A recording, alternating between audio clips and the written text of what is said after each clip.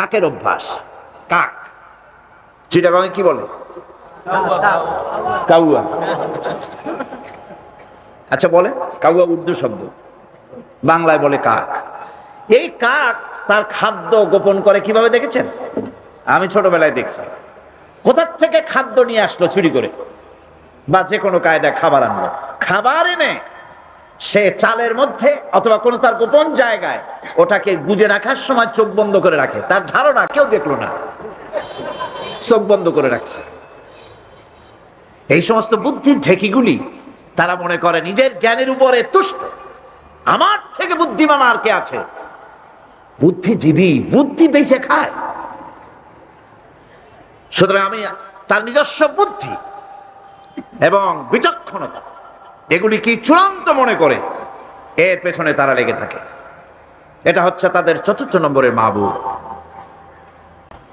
এখানে সত্য এবং সততার কোনো বালাই নাই, এখানে ন্যায় বিচার এবং ন্যায় নিষ্ঠা পরোপকারিতার কোনো বালাই নাই। মদ, জুয়া, বেশ্যাবৃত্তি, ব্যভিচার, চুরি, প্রতারণা, ডাকাতি, শয়তানি, বদমাশি, এখানে সব চলে। এখানে কোনো মানবতার প্রশ্ন নাই। এই 4টি খোদায় তারা বিশ্বাসী, যারা নাকি পার্থিব ইমানে ইমানদার। আর যারা ধর্মীয় ইমানদার তারা হচ্ছেন আল্লাহ এবং পরকালে বিশ্বাসী। আপনারা যারা এই মাহফিলে এসেছেন, বুখারী শরীফের হাদিস এসছে, আল্লাহ পাকের কিছু কিছু ফেরেশতারা তারা শুধু রাস্তায় রাস্তায় ঘোরে, গ্রামে গঞ্জে ঘোরে। তাদের কাজই হলো ঘোরা। ঘুরতে ঘুরতে যখন তারা দেখেন কোন জায়গায় কিছু লোক বসে গেছে এবং আল্লাহ পাকের জিকির করছে, আল্লাহর কোরআনের আলোচনা করছে, তখন এক ফেরেশতা আর এক ফেরেশতাকে ডেকে বলে, তোমরা যে কারণে ঘুরছো আসো। সেই লোকগুলি পেয়ে গেছে। ফেরেশতারা মাহফিলের চতুর্দিকে দাঁড়ায় যায়, গায়ে গায়ে মিশে, হাত্তাকে পৃথিবীর মাটি থেকে আকাশ পর্যন্ত আল্লাহর রহমতের বৃষ্টি অবতীর্ণ হতে থাকে সেখানে। আল্লাহ পাক সবকিছু জানা সত্ত্বেও ওই ফেরেশতাদেরকে প্রশ্ন করেন, ফেরেশতারা এই লোকগুলি এখানে বসে আছে কেন? তারা কি বলছে? ফেরেশতারা বলে, রব্বুল আলামিন তোমার এই বান্দাগুলি তোমার বিরাটত্ব, তোমার মহানত্ব বর্ণনা করছে, তোমার পবিত্রতা ঘোষণা করছে, তোমার শুকরিয়া আদায় করতেছে, জিকির আজগার করতেছে। আল্লাহ পাক প্রশ্ন করেন, ও ফেরেশতারা তারা কি আমাকে দেখেছে নাকি? ফেরেশতারা জবাব দেন, না রব্বুল আলামিন তোমাকে তারা দেখে নাই। আল্লাহ পাক বলেন, যদি আমারে তারা দেখতো তাহলে কি হতো? ফেরেশতারা বলেন, রব্বুল আলামিন তোমার বান্দাগুলি তোমাকে পাওয়ার জন্য আরো বেশি জিকির করত, আরো বেশি ফিকির করত, আরো বেশি প্রশংসা করত, আরো বেশি তাসবিহ পড়ত। আল্লাহ পাক প্রশ্ন করেন, ও ফেরেশতারা আমার এই বান্দাগুলি আমার কাছে কি চায়? ফেরেশতারা বলে, রব্বুল আলামিন তোমার বান্দাগুলি তোমার কাছে জান্নাত কামনা করে, বেহেশত চায়। আল্লাহ পাক বলেন, ফেরেশতারা তারা কি আমার বেহেশত দেখেছে? ফেরেশতারা বলেন, আয় আল্লাহ তোমার জাতের কসম তারা তোমার জান্নাত দেখে নাই।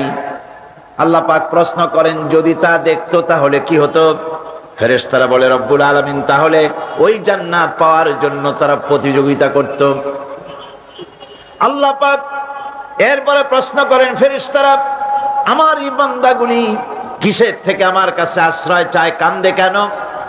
ফেরেশতারা বলেন, রব্বুল আলামিন তোমার বান্দারা তোমার জাহান্নামের আগুন থেকে মুক্তি চায়। আল্লাহ পাক প্রশ্ন করেন, ও আমার ফেরেশতারা তারা কি আমার জাহান্নাম দেখেছে নাকি? ফেরেশতারা বলে, রব্বুল আলামিন তোমার জাতির কসম করে বলি ওরা তোমার জাহান্নাম দেখে নাই। আল্লাহ পাক বলেন, যদি তা দেখতো তাহলে কি হতো? ফেরেশতারা বলে, রব্বুল আলামিন তোমার জাহান্নাম দেখলে তারা এই জাহান্নাম থেকে বেশি করে ভাগতো, এই জাহান্নাম থেকে পানাহ চাওয়ার জন্য, পরিত্রাণ পাওয়ার জন্য আরো বেশি করে কাঁদতো। আল্লাহ পাক বলেন, ও আমার ফেরেশতারা আমার এই বান্দাগুলি আমাকে দেখে নাই, আমার বেহেশত দেখে নাই, আমার দোজখ দেখে নাই, না দেখে, কোরআন হাদিসের কথা বিশ্বাস করে এভাবে কাঁদতেছে, তোমরা সাক্ষী থাকো ওই মজলিসে উপস্থিত সমস্ত লোকগুলিকে আমি রব্বুল আলামিন মাফ করে দিলাম। তোমরা সাক্ষী থাকো, সকলকে ক্ষমা করে দিলাম। একজন ফেরেশতা তখন দাঁড়াবেন, একজন ফেরেশতা দাঁড়িয়ে বলবে, আয় আল্লাহ, তুমি সবাইকে মাফ করে দিলে ঠিক আছে, কিন্তু অমুক, নাম নিয়ে বলবে, অমুক, সে তো কোরআন শুনতে আসে নাই, সে তো জিকির করতে আসে নাই, সে তো জিকিরের মাহফিলের উদ্দেশ্যে, কোরআনের মাহফিলের উদ্দেশ্যে আসে নাই, সে আসতেছিল এমনি এমনি আসছিল নিজস্ব কাজে। কিছু লোক দাঁড়ানো আছে, বসে আছে দেখে সেও দাঁড়ায় গেল, তারও তুমি মাফ করলে। বুখারী শরীফের হাদিসের মধ্যে লেখা রয়েছে, নবীজি বলছেন, আল্লাহ রাব্বুল আলামিন সঙ্গে সঙ্গে ঘোষণা করেন, ফেরেশতারা শুনে রাখো, এই মাহফিল সমূহে, আমার জিকিরের মাহফিলে, আমার কোরআনের মাহফিলে যারা আসে কোনদিন তারা হতভাগ্য হয় না, কোনদিন হতভাগ্য হয় না। যারাই আসে সকলকে ক্ষমা করে দেওয়া হয়। সুবহানাল্লাহ। কোরআনে কারীমের সে আযীম মাহফিলে আপনারা উপস্থিত হয়েছেন। এই কোরআনের প্রভাবে, এই কোরআনের বরকতে রাসূল করিম সাল্লাল্লাহু আলাইহি ওয়াসাল্লাম এমন এক সমাজ প্রতিষ্ঠা করেছিলেন, যেই সমাজে চুরি ছিল না, ডাকাতি ছিল না, হত্যা ছিল না, ধর্ষণ ছিল না, সব বন্ধ হয়ে গিয়ে একটি সুখী, সমৃদ্ধশালী, ভীতিহীন, সন্ত্রাসমুক্ত একটি সুন্দর সমাজ বিনির্মাণে রাসূল করিম সাল্লাল্লাহু আলাইহি ওয়াসাল্লাম সক্ষম হয়েছিলেন এই কোরআনের কারণে। কিসের কারণে? সকলে বলেন কিসের কারণে? এই কোরআনের বিধানের কারণেই এটা সম্ভব হয়েছিল। মানুষ দরজা খুলে ঘুমাবার সুযোগ পেয়েছিল। আজ কি দেশে ঘরের দরজা খুলে ঘুমাবার সুযোগ আছে? নাই। আপনার মেয়েটি স্কুল কলেজগামী, স্কুলে গিয়েছে, কলেজে গিয়েছে, মেয়েটা তার সতীত্ব নিয়ে, তার ইজ্জত নিয়ে, তার আব্রু নিয়ে ঘরে ফিরে আসতে পারবে কিনা, এ ব্যাপারে মা বাবা উদাস থাকে না শঙ্কিত থাকে? শঙ্কিত থাকে। আপনি নিজে রাস্তায় যখন বেরোন, জীবনটা ভেতরে সহ, জীবনটা সহ ঘরে ফিরতে পারবেন, এ গ্যারান্টি আজ আর কেউ দিতে পারে না। রাসূল করিম সাল্লাল্লাহু আলাইহি ওয়াসাল্লামের যুগে মানুষেরা দরজা খুলে ঘুমাবার সুযোগ পেত, চুরি ডাকাতি বন্ধ হয়েছে, শ্রমিক তার শ্রমের ন্যায্য পাওনা পেয়েছে, কৃষক তাদের উৎপাদিত পণ্যের সঠিক দাম পেয়েছে, নাগরিক বৃন্দ তাদের রক্ত এবং সম্পদের নিরাপত্তা লাভ করেছে। এ কথাগুলি কি গল্প না বাস্তব? গল্প না বাস্তব? এটি ছিল বাস্তব। রাসূল করিম সাল্লাল্লাহু আলাইহি ওয়াসাল্লাম করেছিলেন কোরআন দিয়ে, কারণ কোরআন হচ্ছে সংবিধান। কোরআন কি? সংবিধান। পৃথিবীর সবগুলি রাষ্ট্রে লিখিত অলিখিত সংবিধান আছে। আমাদের দেশেও একটা সংবিধান আছে, আছে না? আমাদের দেশের সংবিধানের বয়স কত? 26 বছর কি 25 বছর বয়স হয়েছে সংবিধানের। সংবিধান আমাদের দেশে যেটা আছে, এই সংবিধানের কোনো পরিবর্তন হয়েছে নাকি হয় নাই? কতবার হয়েছে? মোট 13 বার সংবিধান পরিবর্তন হয়েছে, অ্যামেন্ডমেন্ট এসেছে, সংশোধন করা হয়েছে। ভবিষ্যতে আর হবে না। জি, হবে।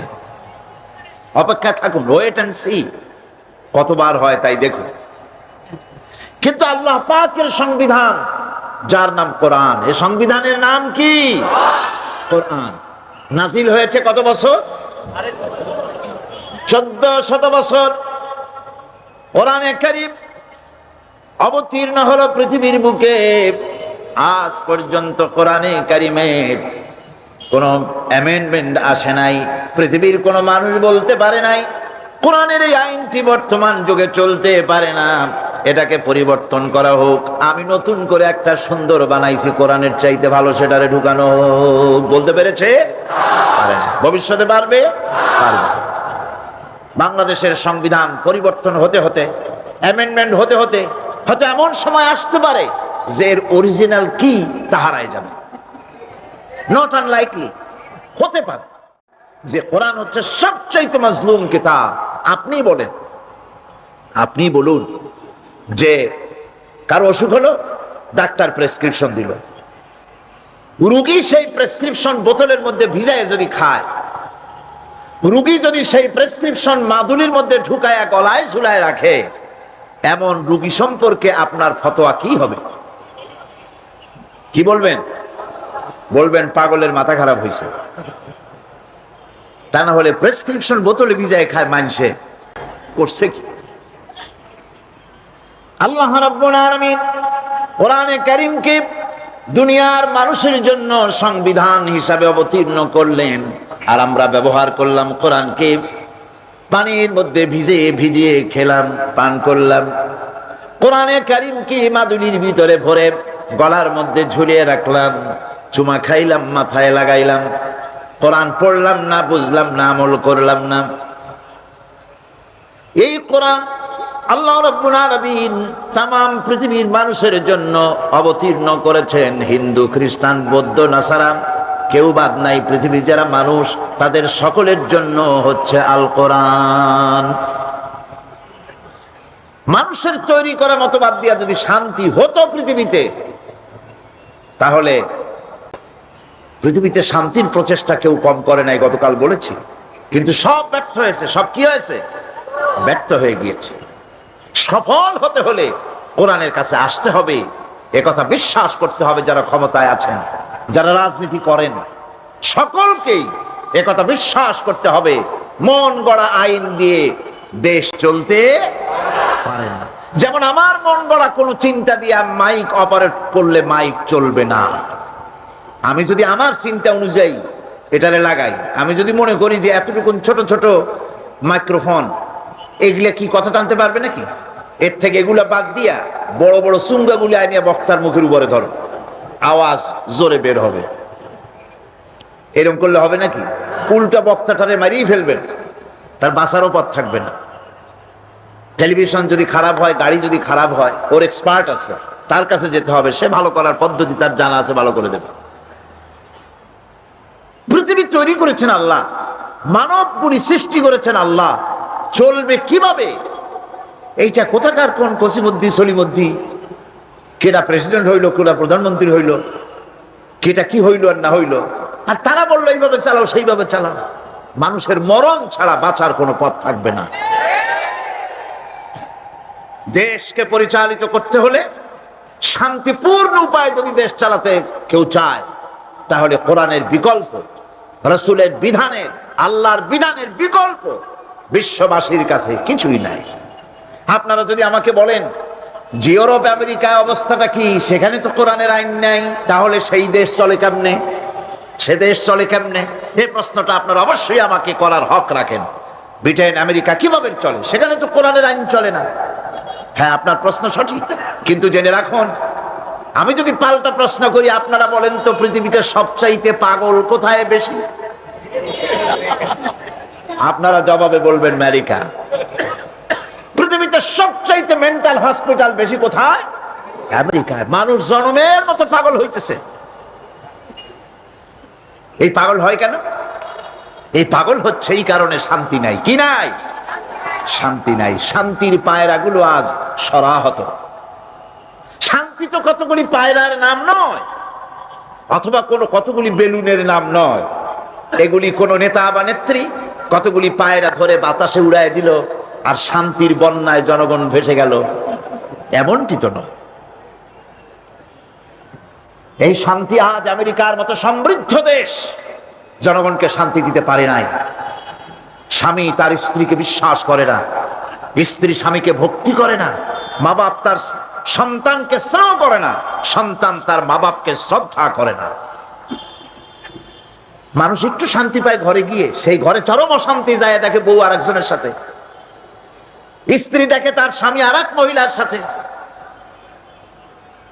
মানুষগুলি এখন মরার জন্য পাগল হয়েছে। আপনারা শুনে অবাক হবেন, গত জুলাই মাসের the Far Eastern Economic Review পত্রিকার ভেতরে এসেছে আমেরিকার 10,000 সাদা আমেরিকান হোয়াইট হাউসের সামনে গিয়ে তারা বিক্ষোভ প্রদর্শন করেছে, দাবি জানিয়েছে সরকারের কাছে যে আমাদেরকে আত্মহত্যা করার অধিকার দেওয়া হোক, আইনগত অধিকার। আত্মহত্যা করার সেখানে বিধান নাই। তারা বলছে আত্মহত্যা করার অধিকার দেওয়া হোক, কারণ পৃথিবীর বুকে বেঁচে থাকলে শান্তি পাবো না, মরলে বোধহয় শান্তি হবে। এটা তাদের ধারণা, কিন্তু মরলে আরো যন্ত্রণা আছে, শান্তি ওখানেও নাই। যেহেতু কামটা করছে খারাপ, কাম করছে কি খারাপ, শান্তি নেই। হায় হায়, অশান্তি এমন ভাবে তাদের পেয়ে বসেছে, অবাক হবেন। আল্লাহর মেহেরবানি, প্রতি বছর সেখানে দাওয়াত হয়, আর আমি আমার চোখে দেখি মানুষগুলির অবস্থা। যুবকগুলি, যুবিতগুলি মাথার চুলগুলিকে আটা মাখাইয়া তাতে রং দিয়ে তাল পাতার মতো খাড়া করছে। কেউ বা মাথার পেছনের চুলগুলি ছোট ছোট করে ছেটে ওখানে বাড়ির টেলিফোন নম্বর, রোড নম্বর লিখে দিয়েছে। অবাক কাণ্ড অবস্থা এই। আমি বলে থাকি যে শয়তানে যদি এই দৃশ্য দেখে, বেচারা শয়তান গাছের সাথে হেলান দিয়া খালি কানবে আর বলবে যে আল্লাহ, আমি শয়তান হইয়া দুনিয়া এসে লাভটা হইল কি? এগুলি তো মারাত্মক শয়তান। উলঙ্গপনা, বেহায়াপনা, অশ্লীলতায় ছেয়ে গেছে, শান্তি নাই। ইউরোপে নাই, আমেরিকায় নাই। সেই ইতিহাস আর একদিন বলবো। আজ আমি ভূমিকায় কথাগুলি বললাম এই কারণে, পৃথিবীতে আপনারা যা মনে করেন, Britain, France, Italy, German, America, Canada, পৃথিবীর বিভিন্ন দেশে শান্তির নহর বইতেছে না, অশান্তির আগুন জ্বলতেছে। আমার দেশের তালপাতার কুড়ে ঘরে যে শান্তিটা আছে, সে দেশের আকাশ চুম্বী বিরাট ধর্মমালার ভেতরে, বিরাট বিল্ডিং এর ভিতরে সেই শান্তি নাই। কারণ হচ্ছে মানুষ সৃষ্টি করেছেন আল্লাহ, তার আইন বাদ দিয়ে অন্য কোন পথে চললে শান্তি আসবে না। আসুন আমাদের সফলতার ব্যর্থতার আমরা হিসাব নিকেশ করি। গতকাল আমরা এই হিসাব নিকেশ শুরু করছিলাম। আমরা কি সফলতার দিকে এগোচ্ছি না ব্যর্থতার দিকে? আমরা কি লাভের দিকে না ক্ষতির দিকে? কোথায় দাঁড়িয়ে আছি সেটা আমাদেরকে হিসেব করে দেখতে হবে। একজনের একটা খালের পানি সেচতে ছিল মাছ ধরার জন্য। খালটা উত্তর এবং দক্ষিণ দিকে প্রবাহিত। উত্তর দিকের পানি বালতি ভরে ভরে দক্ষিণ দিকে ফেলতে ছিল মাছ ধরার আশায়। সন্ধে নাগাদ পানি ছেচে তারপর পেছনের দিকে তাকিয়ে দেখে সর্বনাশ, সামনেও যত পানি পেছনেও তত পানি। আচ্ছা, এই কষ্ট করলো অথচ পিছনের পানি কমলো না, এর কারণটা কি আপনারা বের করতে পারেন? কি? বাদ দেয় নাই, বাদ দেয় নাই, মাঝখানে বাদ দেয় নাই বলে সারাদিনের পরিশ্রম পণ্ডশ্রমে পরিণত হয়েছে, ঠিক কিনা? সুতরাং আমরা আমাদের জীবনে যদি আদর্শিক বাদ না দেই, ঈমানকে পোক্তা করার, আমল করার বাঁধ সৃষ্টি যদি না করি, তাফসীরের মাহফিলে আনাকুম জানাকুম, জানাকুম আনাকুম, এভাবেই চলবে। পণ্ডশ্রম হবে, আমরা বলে যাব, আপনারা শুনে যাবেন, ফায়দা হবে না। ফায়দা হওয়ার জন্য, কল্যাণ হওয়ার জন্য কোরআনে কারীমের বক্তব্যগুলি শুনতে হবে। আমাদের ব্যর্থতা কোথায়, সফলতা কোথায়, লাভ কোথায়, ক্ষতি কোথায়, সে কথা আল্লাহ আমাকে শোনাচ্ছেন। ওয়াল আসরি ইন্নাল ইনসানা লাফি খুসর। এই সূরাটা আপনারা জানেন কিনা? এইরকম একেবারে পড়তেছেন, মুখ বুঝে আছেন। কোরআনে কারীমের প্রত্যেকটি অক্ষরে অক্ষরে 10-10 করে নেকি আমল নামে আল্লাহ পাক লিখে দিবেন। ওয়াল আসরি ইন্নাল ইনসানা লাফি খুসর ইল্লাল্লাযীনা আমানু ওয়া আমিলুস সালিহাতি ওয়া তাওয়াসাউ বিল হাক্কি ওয়া তাওয়াসাউ বিস সাবর। সাদাকাল্লাহুল আযীম। আল্লাহ পাক ঘোষণা করেছেন, আল্লাহ কসম করেছেন, গতকাল এই কথাগুলি আমি বলেছি। গোটা বিশ্বের সমগ্র মানব গোষ্ঠীর জীবন কি ক্ষতিগ্রস্ত, মনে নাই? জীবন কি ক্ষতিগ্রস্ত, ব্যর্থ। এই জীবন সফল হতে পারে, এই ব্যর্থতার ইতিহাস গতকাল শুনেছি। আজকে বলবো সফলতার কথা। এই ব্যর্থতা থেকে, এই ক্ষতি থেকে যদি বাঁচতে চাই কিনা? কারা কারা চাই দেখাই তো হাত। কারা কারা চাই ক্ষতির হাত থেকে বাঁচতে চাই? কারা? আলহামদুলিল্লাহ, হাত নামা। ক্ষতির হাত থেকে যারা বাঁচতে চান, আল্লাহ রাব্বুল আলামিন তাদের জন্য ফর্মুলা পেশ করেছেন, ইল্লাল্লাযীনা আমানু ওয়া আমিলুস সলিহাতি ওয়া তাওয়াসাউ বিল হাক্কি ওয়া তাওয়াসাউ বিস সাবর। আল্লাহ পাক বলেন 7টি কাজ করলে জীবন সফল হয়ে যাবে। কয়টা কাজ? 7টা কাজ করলে জীবনটা সফল হয়ে যাবে। 1 নম্বরে ঈমান। 1 নম্বরে কি? ঈমান।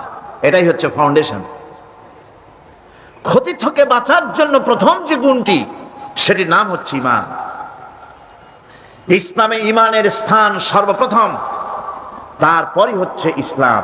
ঈমান আগে, তারপরে কি? ইসলাম। ইসলাম হচ্ছে বীজ, ঈমান হচ্ছে বীজ, আর ইসলাম হচ্ছে চারা, গাছ। এটা হচ্ছে ভিত্তি। এই ভিত্তিকে সর্বপ্রথম মজবুত করতে হবে। ঈমানের ভিত্তি, ঈমানের ভিত্তি দুনিয়ায় ঈমানের আহ্বান জানাবার জন্যই আল্লাহ রাব্বুল আলামিন সমস্ত নবী এবং রাসূলদেরকে পৃথিবীতে পাঠিয়েছেন ঈমানের আহ্বানের জন্য। দুনিয়ার সমস্ত নবীদের দাওয়াত ছিল ঈমানের দাওয়াত। কিসের দাওয়াত? এই ঈমানের দাবিটা আসছে, এই দাওয়াতটা এসেছে আল্লাহর কাছ থেকে। কার কাছ থেকে? দেখুন, পৃথিবীর ভিতরে কোন নবীদের কথার সাথে আরেকজন নবীর কথার কোনো বৈপরীত্য হয় নাই। সমস্ত নবীদের কথা একরকম ছিল। কয় রকম? একজন নবীর সঙ্গে তার বক্তব্যের সাথে আরেকজন নবীর বক্তব্যের কোনো গুণগত মৌলিক কোনো পার্থক্য ঘটে নাই, অসঙ্গতি হয় নাই। কারণ নবীরা, আম্বিয়া আলাইহিমুস সালাম, নিজেরা বানিয়ে কথা রচনা করে তারা মানুষের সামনে পেশ করে নাই। সমস্ত নবীদের কাছে যত দাওয়াত এসেছে, একটা অফিস থেকে এসেছে। সে অফিসটা হচ্ছে কার? আল্লাহ রাব্বুল আলামিনের। তাই দুনিয়ার সমস্ত পয়গম্বরদের দাওয়াত ছিল না ইলাহা ইল্লাল্লাহ, লা ইলাহা ইল্লাল্লাহ, লা ইলাহা, লা ইলাহা ইল্লাল্লাহু মুহাম্মাদুর রাসূলুল্লাহ। এটাই ছিল সমস্ত নবীদের দাওয়াত। কোরআনে কারীম তার ধারক এবং বাহক সম্পর্কে বলে যে তিনি যে দাওয়াত দিয়েছেন, সে দাওয়াতটা হলো ঈমানের দাওয়াত। আমাদের নবী তিনি এসে যে দাওয়াত দিয়েছেন, সে দাওয়াতটা কিসের? কোরআনে কারীম বলছি, ربنا إننا سمعنا مناديا ينادي للإيمان। হে আমাদের রব, নিশ্চয়ই আমরা এমন একজন আহ্বায়কের আহ্বান শুনেছি, যিনি আমাদেরকে ঈমানের দাওয়াত দিয়েছেন। এমন কোন পয়গম্বর নাই দুনিয়ায় যিনি ঈমানের দাওয়াত দেন নাই। সকলেই ঈমানের দাওয়াত মানুষের সামনে, বিশ্ববাসীর সামনে পেশ করেছেন। কোরআনে হাকিম স্পষ্ট একটা সীমারেখা দুনিয়ার মানুষের সামনে পেশ করে পৃথিবীর মানুষগুলিকে দুটি শ্রেণীতে বিভক্ত করে দিয়েছে। একটি হচ্ছে ঈমান পোষণকারী, আরেকটি হচ্ছে অবিশ্বাসী। একটা ঈমান পোষণকারী আর একটা অবিশ্বাসী। ঈমান পোষণকারীরা সত্যশ্রয়ী, তারা হচ্ছে জ্ঞান এবং নূরের সম্পদে সমৃদ্ধ। আর দ্বিতীয় দলটি হচ্ছে কাফের, জালিম, মূর্খ। তারা হেদায়েতের রাস্তা তাদের জন্য অবরুদ্ধ। কোরআনে কারীম এই দুইটি দল সম্পর্কে উল্লেখ করতেছেন, মাসালুল ফারিকাইনি কাল আ'মা ওয়াল আসাম্মি ওয়াল বাসীরি ওয়াস সামীম হাল ইয়াস্তাবিয়ানি মাসালান আফালা। কোরআন শরীফ বলছে হাল ইয়াস্তাবিয়ানি মাসালান আফালা তাযাক্কারুন। দুইটি শ্রেণীতে আল্লাহ পাক ভাগ করে দিয়েছেন। একটা শ্রেণী হচ্ছে অন্ধ, বোবা, বধির। আরেকটি যারা শুনতে পায়, চোখে দেখতে পায়। এ দুটি কখনো এক নয়, সমান নয়। এ দুটির রাস্তা আলাদা। কাফেরের রাস্তা আর ইমানদারদের রাস্তা সম্পূর্ণ ভিন্ন।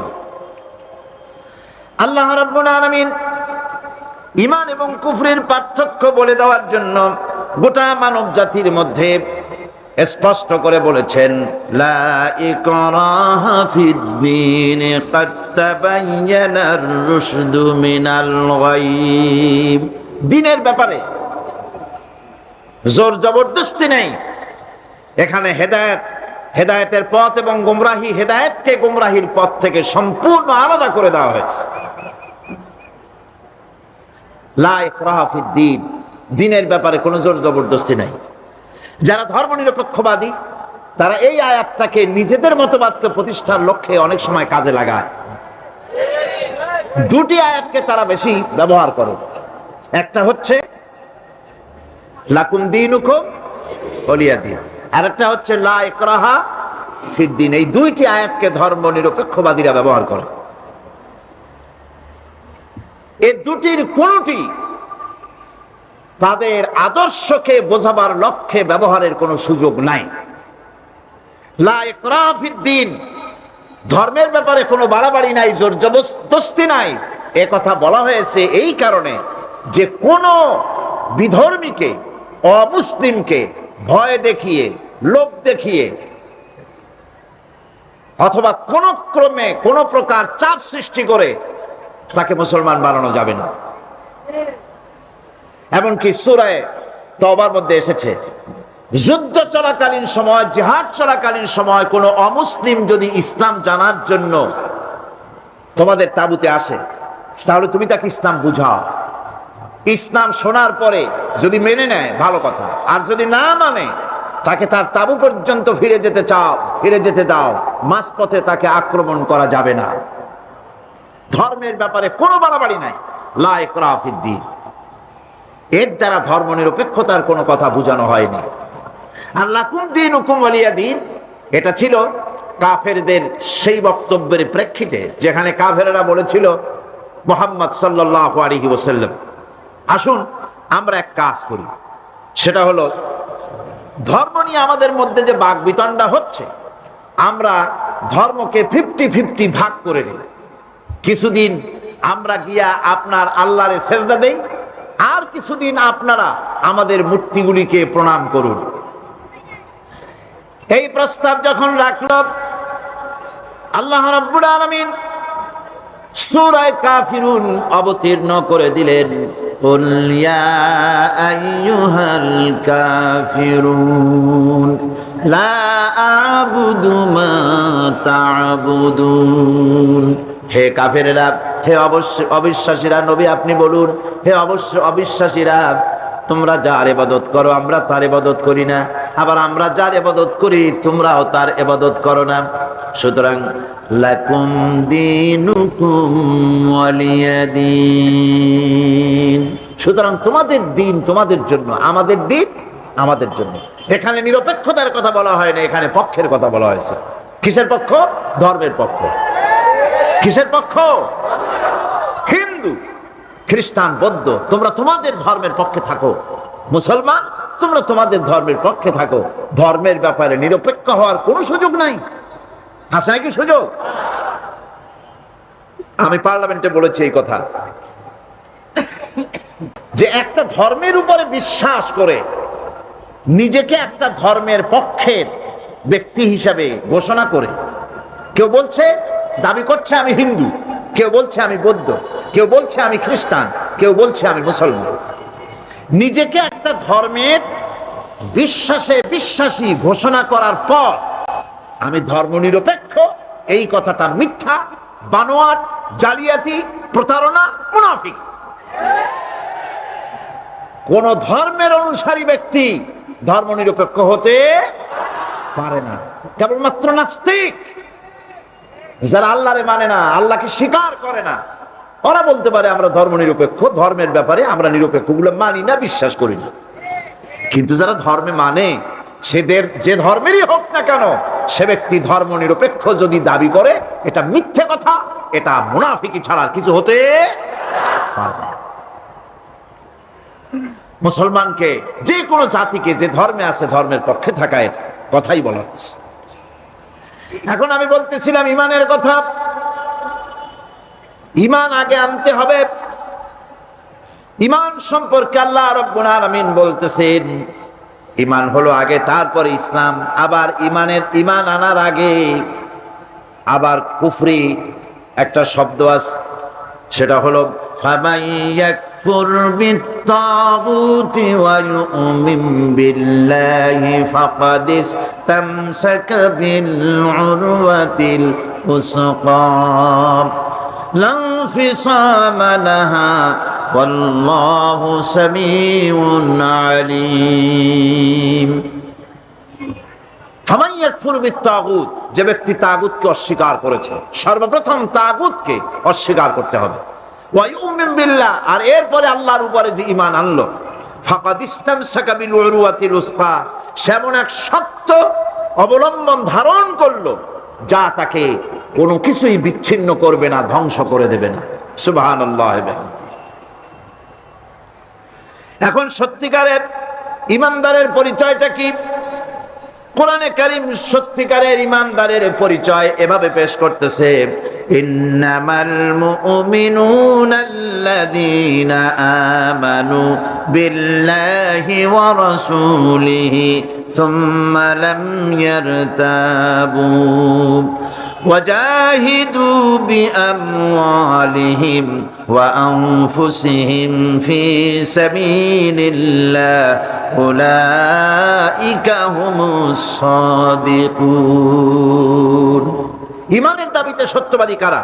ইন্নামাল মুমিনুনা আল্লাযীনা আমানু বিল্লাহি ওয়া রাসূলিহি, সত্যিকারের মুমিন তো তারা যারা নাকি ঈমান এনেছে আল্লাহর উপর এবং রাসূলের উপরে। এই ঈমান আনার পর সুম্মা লাম ইয়ারতাবু, এরপরে কোন সন্দেহে সে নিপতিত হয় নাই, কোন সন্দেহ তার মনের মধ্যে জায়গা পায় নাই, আর সে আল্লাহর রাস্তায় জিহাদ করেছে মাল দিয়ে, জান দিয়ে। উলাইকা হুমুস সাদিকুন, এরাই হলো ঈমানের দাবিতে সত্যবাদী। সুম্মা লাম ইয়ারতাবু, অথবা এক বিন্দু সন্দেহ মনের মধ্যে জায়গা দেয় নাই। অর্থাৎ ঈমান আনছি কার উপরে? আল্লাহর উপরে। কার উপরে? আর তার রাসূলের উপরে। আল্লাহ এবং রাসূলের উপরে ঈমান আনার পর যারা আল্লাহ এবং রাসূলের বিধান জীবনের সকল ক্ষেত্রে মানতে পারে নাই, তারাই সন্দেহে নিপতিত হয়েছে। কথা বুঝতে পেরেছেন? তাদের সন্দেহ এই কোরআন মানুষের জীবন, তার সম্পদ, তার রাজনীতি, তার অর্থনীতি পরিচালনা করতে পারে না। সেই জন্য ধর্মের ব্যাপারে কোরআন মানি, ধর্মের ব্যাপারে নামাজ আর রোজা মানি, কিন্তু রাজনীতিতে ধর্ম মানি না। এটাই হলো সন্দেহ। এটাই কি? সন্দেহ, অবিশ্বাস।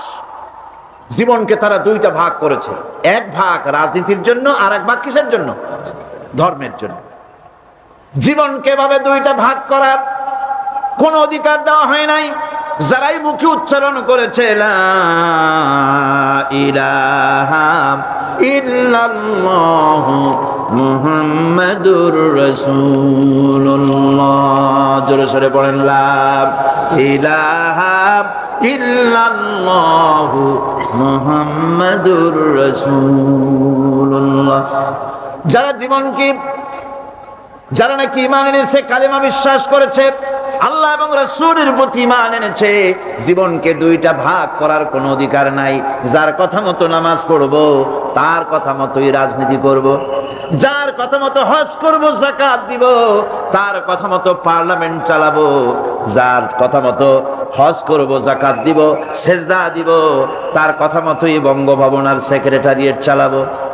যাকে মানি, যে আল্লাহরে সেজদা করি সারা জীবন, যে রাসূলকে মানি আমার নেতা হিসাবে, রাসূল হিসাবে, সে আল্লাহ এবং রাসূলের হুকুম অনুযায়ী আমার কোর্ট কাছারি আদালত শিক্ষাঙ্গন চালাবো। এটা যদি চালাই তবে আমি মুমিন, আর যদি না চালাই, সন্দেহে যদি নিপতিত হয়ে যায় যে কোরআন থাকবে মসজিদে, আমার পার্লামেন্টে কোরআন ঢুকতে পারবে না। কোরআন পার্লামেন্ট শুরু হওয়ার সময় একবার তেলাওয়াত হবে, কিন্তু তা আমল করা হবে না। অনুষ্ঠানগুলি শুরু হবে কোরআন দিয়ে, কিন্তু তা আমল করা হবে না। কোরআন তেলাওয়াত করে ব্যবসা প্রতিষ্ঠান উদ্বোধন করা হচ্ছে, কিন্তু সুদের টাকা দিয়ে ব্যবসা প্রতিষ্ঠান বানানো হলো। বিবাহ পড়ানো হচ্ছে কোরআনের আয়াত দিয়ে, কিন্তু যৌতুক গ্রহণ করা হারাম, সেই যৌতুক দিয়ে বিয়ে উদ্বোধন করা হলো। এমনি সকল ক্ষেত্রে নাফরমানি করে যে ঈমানের দাবি করলো, এই ঈমান ঈমান নয়, এর নাম মুনাফিকি। এই মুনাফিকি থেকে বাঁচতে হবে। সন্দেহের দানা বাঁধলে চলবে না, বিশ্বাস করতে হবে আমার কোরআনের নাম সংবিধান, এই কোরআন দিয়ে পার্লামেন্ট চলবে। চলবে না? চলবে না? চলবে। আমি এ যাবৎকালীন যত বক্তব্য রেখেছি পার্লামেন্টে, আমার অধিকাংশ বক্তব্য আমি কোরআন দিয়ে হাদিস দিয়ে বলেছি, আলহামদুলিল্লাহ।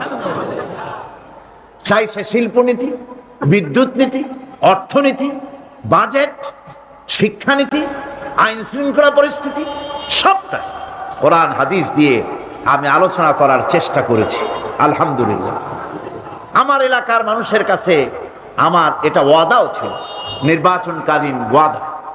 আমি এই ওয়াদা করি নাই যে আপনারা আমাকে ভোট দেন, আমি আপনাদেরকে মটকির মতো বিশাল রসগোল্লা বানায় দেব, গরুর গাড়ির চাকার মতো জিলাপি বানায় দেব, এইসব কথা বলিনি। রাস্তা দেব, ঘাট দেব, কলেজ দেব, এগুলো বলিনি। আমি বলেছি আমাকে যদি আপনারা ভোট দেন, তাহলে এযাবৎকাল কোরআনের যেই কথাগুলি মাঠে আর ময়দানে বলেছি, এবার এই কথাগুলি আমি পার্লামেন্টে বলতে চাই। আপনারা যদি ভোট না দেন, পার্লামেন্টে যত বড় পীর হোক, মৌলানা সাহেব হোক, কথা বলতে পারবে না। আপনাদের ভোটটা দরকার। আমার জনগণ, আমার এলাকার পিরোজপুরবাসী, আলহামদুলিল্লাহ, তারা জান বাজি রেখে আমাকে ভোট দিয়েছে। বিগত 50 বছরের ভেতরে ওই সেন্টার থেকে, ওই সিট থেকে কোন মুসলমান ভোটের মাধ্যমে নির্বাচিত হয়ে পার্লামেন্টে যেতে পারেন না। এটা একটা প্রথম ইতিহাস। মানুষেরা, আমি কাবাধব গত রমজান মুবারকে কাবা শরীফে ছিলাম, মক্কা শরীফে ছিলাম। আল্লাহর ঘর ধরে আমি দোয়া করেছি যে আল্লাহ, পার্লামেন্টে আমাকে যারা কথা বলার সুযোগ করে দিল, আমার এলাকার এই মানুষগুলিকে তুমি একবার তোমার এই ঘর দেখার তৌফিক দিয়ে দিও। যেহেতু তাদের প্রচেষ্টাই আমি পার্লামেন্টে কথা বলতে পেরেছি, এবং প্রথম দিনেই শিরকের দুর্গে আঘাত করেছি। বলেছি, মাথা ঝুঁকানো স্পিকার সাহেব আপনার সামনে চলবে না। মুসলমান কেবলমাত্র মাথা নত করবে আল্লাহ রাব্বুল আলামিনের সামনে, আপনার সামনে নয়।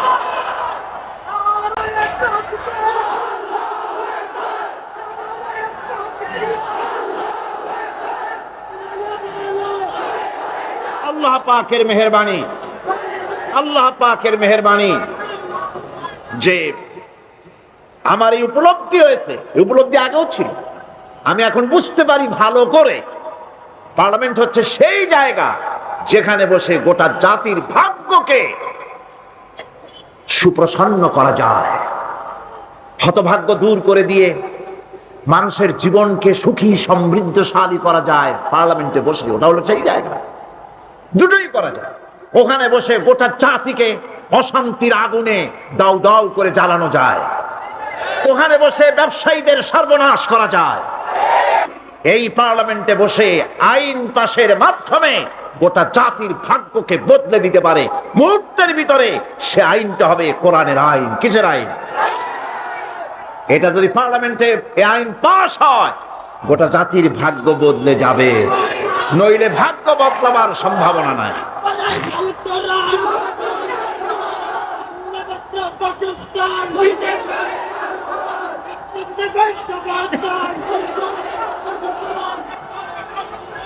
আমার বন্ধুগণ, ইমানের কথা বলছি।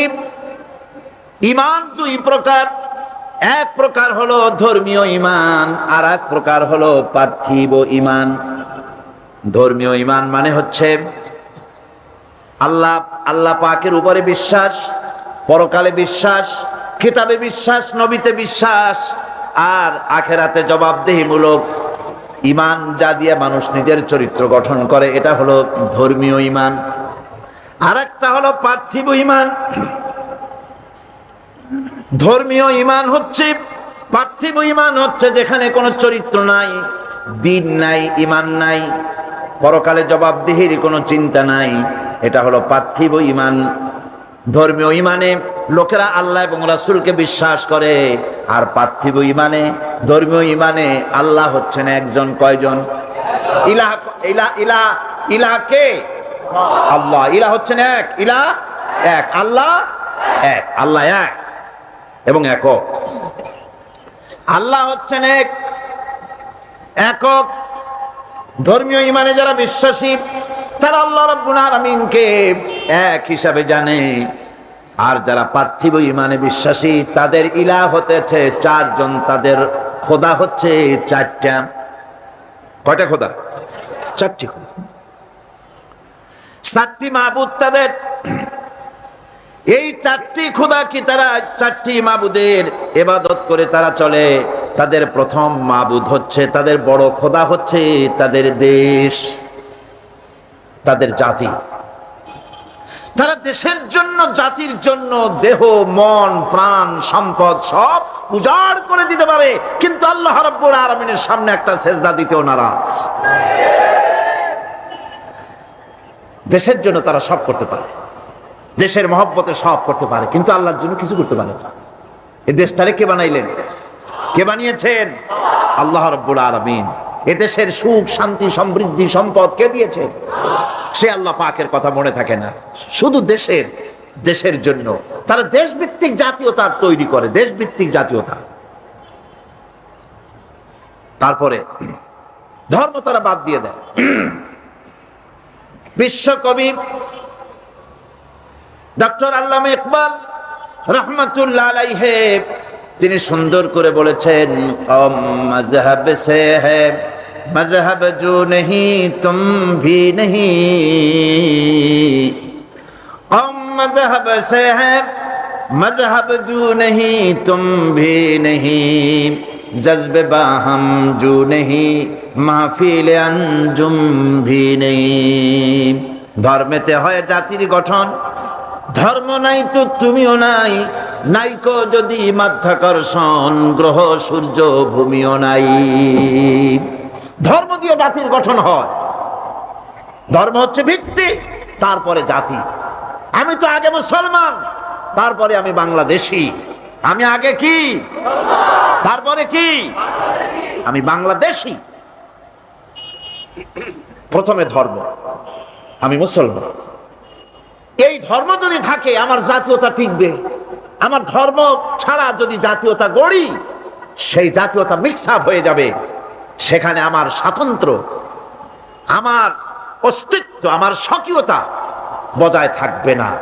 যেমন মাধ্যাকর্ষণ, ল অফ গ্র্যাভিটেশন আছে বলে চন্দ্র, সূর্য, গ্রহ, নক্ষত্র সব টিকে আছে, ঠিক কিনা? মাধ্যাকর্ষণ যদি না থাকে, গ্রহ, উপগ্রহ, নক্ষত্র, সৌররাজি, solar system, whole solar system, galaxy, milky way, পৃথিবী, যা কিছু আল্লাহ সৃষ্টি করেছেন সব ধ্বংসস্তূপে পরিণত হয়ে যাবে। আল্লাহ পাক এটাকে মাধ্যাকর্ষণ শক্তির মাধ্যমে এটাকে টিকায় রেখেছেন। এটা আল্লাহর কুদরত। এরকম অসংখ্য মাধ্যাকর্ষণ বানিয়েছেন, শুধু পৃথিবীর মাধ্যাকর্ষণ নাই, অন্যান্য গ্রহগুলিরও মাধ্যাকর্ষণ আছে, একটা আর একটাকে ধরে রাখার জন্য। মাধ্যাকর্ষণ আছে বলেই যেমন সব আছে, ধর্ম আছে বলে জাতি আছে। ধর্ম থাকবে না, এই জাতীয়তার 4 পয়সার কোনো দাম না। এজন্য কবি বলতেছেন, আল্লামা ইকবাল আরো সুন্দর করে বলতেছেন, ইনতাজা খুদাউ মে বড়া সবসে वो वतन है, ইনতাজা খুদাউ মে बड़ा सबसे वो वतन है, जो इसका पिरहन है वो मजहब का काफन है। इन ताजा खुदाओं बड़ा सबसे वो वतन है। এই টাটকা খোদাগুলির মধ্যে, ওদের যে 4টা খোদা, সেই 4টা তাজা টাটকা খোদাগুলির মধ্যে সবচেয়ে বড় খোদা হলো ওয়াতান, দেশ। দেশের জন্য গান রচনা করে, দেশের পাখির জন্য গান রচনা করে, দেশের গাছের জন্য গান রচনা করে, দেশের প্রবাহিত নদী নালার জন্য গান তৈরি করে। কিন্তু এই সৌন্দর্য যিনি সৃষ্টি করলেন সেই আল্লাহর নামে একটা অক্ষরও লিখতে রাজি না। সুতরাং আইন তৈরি করার ইখতিয়ার হচ্ছে আল্লাহ পাক, মানুষগুলি তো আল্লাহ। এই জন্য এ মানুষের একটা স্বাধীন সত্তা আছে, দারুণ মর্যাদা মানুষের। মর্যাদা কার বেশি? মানুষের। কন্যা কার বেশি? কোথায় পাইলাম? এই যে এখানে আছে, আল্লাহ নিজেই বলেছে। আল্লাহ রাব্বুল আলামিন বলেন, ওয়া লাকাদ কাররামনা বানি আদম, আদম সন্তানকে আমি মর্যাদা দিয়েছি, সম্মানিত করেছি, সব থেকে সম্মানিত করেছি আদম সন্তান এই মানুষগুলিকে, আর সব থেকে সুন্দর করে বানাইছি আমি মানুষগুলির। সুবহানাল্লাহ। এত সম্মান দিলাম আল্লাহ পাক, মানুষকে এত সম্মান দিলেন। এই সম্মানিত জীব, এই মানুষগুলিকে রব্বুল আলামিন যত খাবার দিলেন, কোন খাবার খোলা দেন নাই। যত খাবার দিয়েছেন সম্মানিত মেহমান বলে খাবারগুলো ঢেকে ঢেকে দিলেন। মেহমানের সামনে খোলা খাবার দেওয়া কোন ভদ্রতা? না, ভদ্রতা নয়। সম্মানিত মেহমান আল্লাহ পাকের মানুষগুলি, এই জন্য কলা দিলেন প্যাকেট করে, আম দিলেন প্যাকেট করে, কাঁঠাল দিলেন প্যাকেট করে, আনারস দিলেন কভার করে, ডালিম বেদানা আনার দিলেন প্যাকেট করে। যত খাবার দিলেন সব ঢেকে ঢুকে আল্লাহ পাক বান্দার সামনে হাজির করে দিলেন। তুমি আমার সৃষ্টির সেরা। আল্লাহ পাক যা বানিয়েছেন তার মধ্যে শ্রেষ্ঠ সৃষ্টি কে? সুতরাং সৃষ্টি করেছে আমি, এ মানুষগুলি আইন মানবে আল্লাহ পাকের।